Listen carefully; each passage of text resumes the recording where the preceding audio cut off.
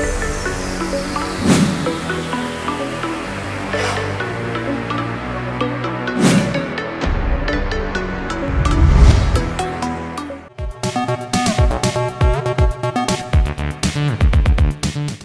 Hello welcome to best of the day. మరి ఈరోజు best of the డేలో కొత్త విశేషాలతో పాటు కొన్ని ఆసక్తికరమైన నిజాలు మరి చరిత్రలో ఈరోజు జరిగిన ముఖ్య సంఘటనల గురించి తెలుసుకుందాం.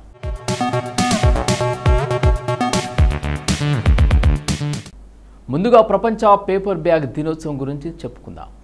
రోజులు వస్తూ ఉంటాయి, పోతూ ఉంటాయి. మరి ఈ ప్రపంచ కాగితపు సంచుల దినోత్సవాన్ని మనం ఎందుకు జరుపుకోవాలి? జూలై 12న దీన్ని ఏటా నిర్వహిస్తున్నారు. పేపర్ బ్యాగులు మనకు అవసరమా? ఇది పర్యావరణానికి మేలు చేసేవి అని తెలిసి కూడా ప్రజలు ఎందుకు వీటిని వాడలేకపోతున్నారు?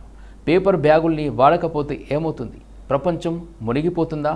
దేశాలు సముద్రాల్లో కలిసిపోతాయా? జలప్రలయం వస్తుందా? పూర్తి వివరాలు తెలుసుకుందాం.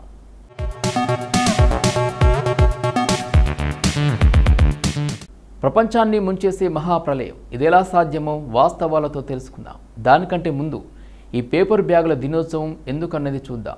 తెల్లారితే మనం ఎక్కువగా వాడేది ప్లాస్టిక్ క్యారీ బ్యాగులే. వాటిని మనం ఇలా వాడి అలా పారేస్తాం, కానీ అది భూమిలో కరిగిపోవడానికి 1000 సంవత్సరాలు పడుతుంది. ఇలా రోజు ప్రపంచవ్యాప్తంగా కోట్ల మంది కోట్ల ప్లాస్టిక్ కవర్లు, ప్లాస్టిక్ సంచులు, వాటర్ బాటిళ్లు వాడి పారేస్తున్నారు. ఇవి అటు తిరిగి ఇటు తిరిగి చివరకు నౌకల్లో సముద్ర గర్భంలోకి వెళ్తున్నాయి. వీటిని రీసైక్లింగ్ చేసే వ్యవస్థలు సరిగ్గా లేవు. అందువల్ల ప్రపంచ దేశాలు రహస్యంగా చెత్తను సముద్రంలో పడేస్తున్నాయి. అలాగే డ్రైనేజీ మురికి కాలువలు కూడా వెళ్ళేది సముద్రంలోకే. పరిశ్రమలు వ్యర్థాలు కూడా చివరకు చేరుతున్నది సముద్రంలోనే.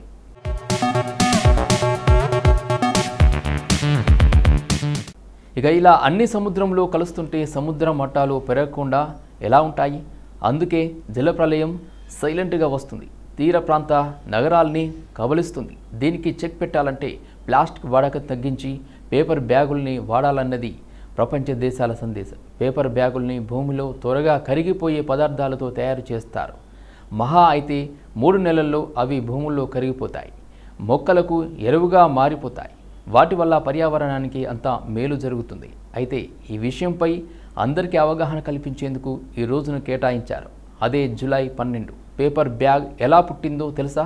1852లో అమెరికా ఇన్వెంటర్ అయిన ఫ్రాన్సిస్ ఓల్లే రకరకాల ప్రయోగాలు చేసి మొదటి పేపర్ బ్యాగ్ తయారీ యంత్రాన్ని తయారు చేశారు. దానిపై పేటెంట్ పొందారు.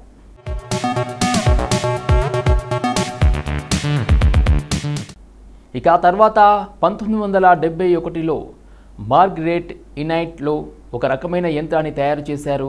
ఈ యంత్రం తయారు చేసే పేపర్ బ్యాగులకు కింద ఫ్లాటుగా బాక్స్ ఆకారంలో ఉండేది. అందువల్ల సామాన్లు వేరొక ఈ బ్యాగులు నిలబడేందుకు వీలుగా ఉండేవి.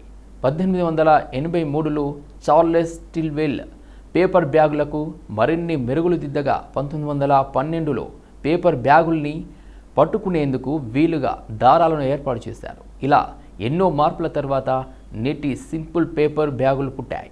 అయితే ప్రస్తుతం అన్ని దేశాలు ప్లాస్టిక్ కవర్లను వాడడం మానేసి పేపర్ బ్యాగులు, నారజనప సంచులు వాడమని కోరుతున్నాయి. ఆ తర్వాత ప్లాస్టిక్ పొల్యూషన్ తగ్గించేందుకు ప్రయత్నిస్తున్నాయి.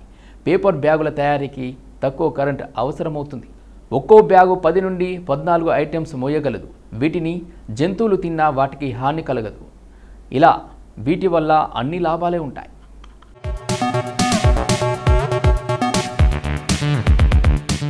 కొన్ని సవాళ్లు ఉన్నాయి. అంతా బాగానే ఉన్నా వీటి ధర ఎక్కువగా ఉండటం అనేది అతిపెద్ద సమస్య అవుతుంది. షాపుల్లో ప్లాస్టిక్ కవర్ని ఫ్రీగా ఇస్తారు. కొంతమంది 1-2 రూపాయలు వసూలు చేస్తారు. అదే పేపర్ బ్యాగ్ అయితే 5 రూపాయల దాకా వసూలు చేస్తారు. ఇదే సమస్య అవుతుంది. వీటిని వాడేందుకు ప్రజలు సిద్ధంగా ఉన్నా వీటి ధర సమస్యగా మారుతుంది. పైగా వర్షం వస్తే ఇవి తడిసిపోతాయి. ఇది మరో సమస్యగా ఉంది. అంటే ఇప్పటికీ కొన్ని లూప్ హోల్స్ ఉన్నట్లే అనుకోవాలి. ఇప్పటికీ పరిశోధనలు జరుగుతూనే ఉన్నాయి. అందువల్ల సమీప భవిష్యత్తులోనైనా పేపర్ బ్యాగులను మనం చూస్తామని అనుకోవచ్చు. ప్లాస్టిక్ వల్ల పర్యావరణానికి జరిగే ప్రతికూల ప్రభావం కాగితపు సంచుల వినియోగం పెరిగేలా చేసింది.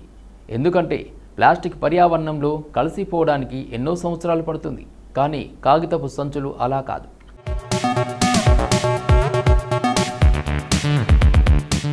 పైగా వీటి వల్ల పర్యావరణ కాలుష్యాన్ని అరికట్టవచ్చు. ఈ విషయంపై ప్రజలకు అవగాహన కల్పించడానికి జూలై 12వ తేదీన ప్రపంచ పేపర్ బ్యాగ్ దినోత్సవం నిర్వహిస్తున్నారు. అయితే కొన్ని దేశాలు మాత్రం వేరువేరు తేదీలలో దీన్ని చేస్తున్నారు. ప్లాస్టిక్ సంచులను వినియోగించడం పర్యావరణానికి చాలా హానికరం.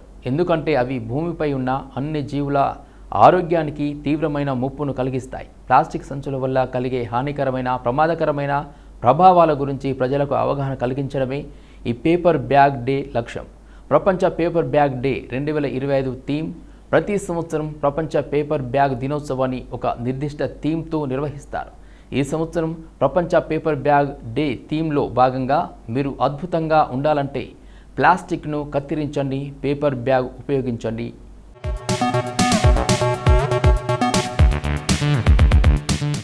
ఇప్పటి వరకు ప్రపంచ పేపర్ బ్యాగ్ దినోత్సవం గురించి మనం తెలుసుకుని కొన్ని ఆసక్తికరమైన నిజాలు తెలుసుకున్నాం కదా.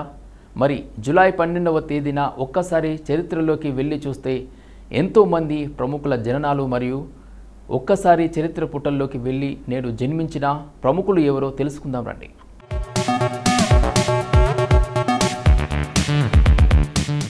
శివరాజ్ కుమార్ కన్నడ సినిమా నటుడు, నిర్మాత, టీవీ వ్యాఖ్యాత.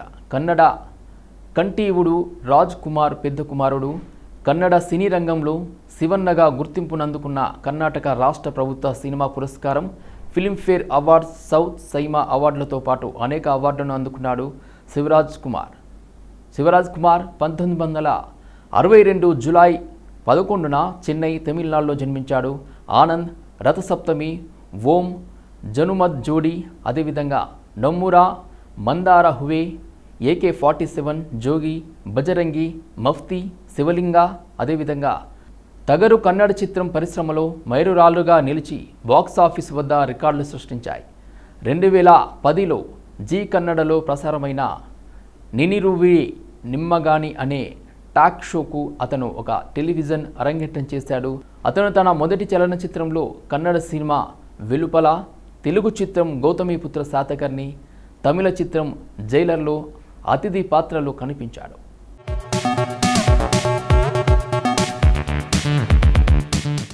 సుజిత ఒక దక్షిణ భారత సినీ, టీవీ నటి. తెలుగు, తమిళ, మలయాళ సినిమాలలో, టీవీ సీరియళ్లలో నటించింది. ఈమె అన్న సూర్యకిరణ్ సినీ దర్శకుడు. ఇతను తెలుగులో సుమంత్ హీరోగా సత్యం సినిమాకు దర్శకత్వం వహించాడు. నటి కళ్యాణిని వివాహం చేసుకున్నాడు. సుజిత కేరళలోని తిరువనంతపురంలోని టీఎస్ మణి రాధా దంపతులకు 1983 జూలై 12న జన్మించింది. సుజిత పసివాడి ప్రాణం సినిమాలో మాట్లాడలేని, వినలేని అబ్బాయిగా నటించి మంచి గుర్తింపు పొందింది. ఈ సినిమా కథ మొత్తం ఈ అబ్బాయి చుట్టూ తిరుగుతుంది. తర్వాత ముద్దుబిడ్డ సినిమాల్లో కృష్ణ, రజనీల కొడుకుగా నటించాడు. గణేష్ సినిమాలో వెంకటేష్ చెల్లెలుగా నటించింది. ఈ సినిమాలో ఆమెది ముఖ్యమైన పాత్ర. జై చిరంజీవ సినిమాలో చిరంజీవి చెల్లెలుగా నటించింది.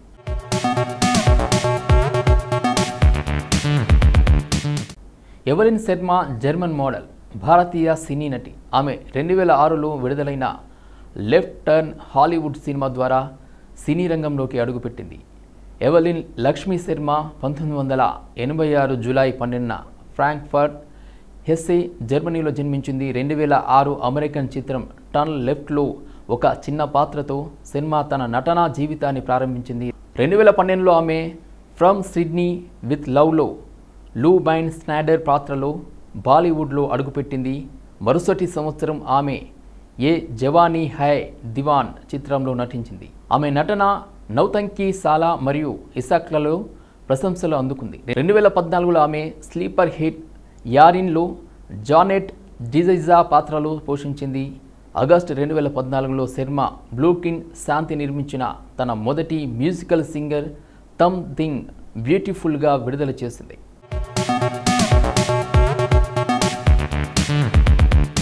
సులక్షణ పండిత్ మేవతి ఘరానాకు చెందిన భారతీయ నేపథ్య గాయని, మాజీ బాలీవుడ్ ప్రముఖ మహిళ. సులక్షణ పండిత్ జూలై 12, 1954న రాయగఢ్లో జన్మించారు. నటిగా సులక్షణ కెరీర్ 1970 అదేవిధంగా 80వ దశకం ప్రారంభంలో విస్తరించింది. ప్రముఖ మహిళగా ఆమె 1970లలో జితేంద్ర, సంజీవ్ కుమార్, రాజేష్ ఖన్నా, వినోద్ ఖన్నా, శశి కపూర్, శత్రుఘ్న సిన్హా వంటి చాలామంది అగ్ర నటులతో కలిసి పనిచేసింది. ఆమె నటనా జీవితం 1975లో సంజీవ్ కుమార్ సరసన సస్పెన్స్ థ్రిల్లర్ ఉల్జాన్తో ప్రారంభమైంది.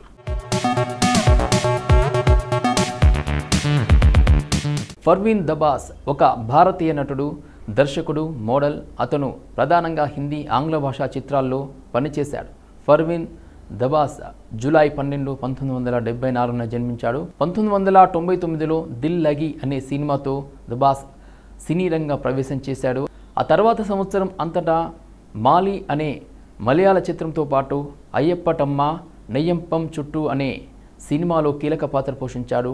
నటుడిగా అతని మొదటి ప్రధాన చిత్రం మీరా నాయర్ దర్శకత్వం వహించిన మాన్సూన్ వెడ్డింగ్. ఆ తర్వాత అతను రష్మి ఘోష్తో కలిసి తుమ్మే మిల్కర్ వంటి అనేక బాలీవుడ్ చిత్రాల్లో నటించారు. ఆ తర్వాత అతను the hero, love story of SI, Maine Gandhi Ko, Nahin Mara, Khosla Ka Ghosla వంటి చిత్రాల్లో నటించాడు.